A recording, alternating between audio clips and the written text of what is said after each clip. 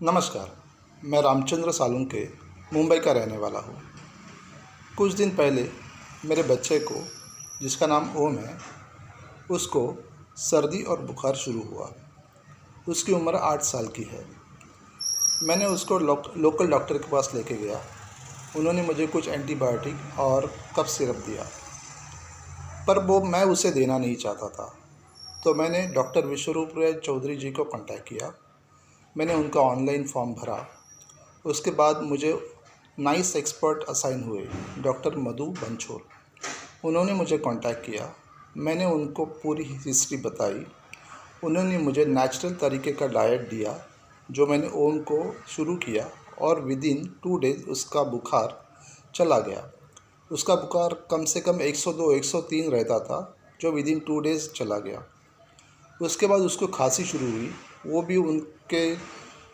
भी मैंने उनको बताया, और उन्होंने मुझे उसका भी इलाज बताया, और विदिन 3 to 5 डेज़ वो भी चली गई।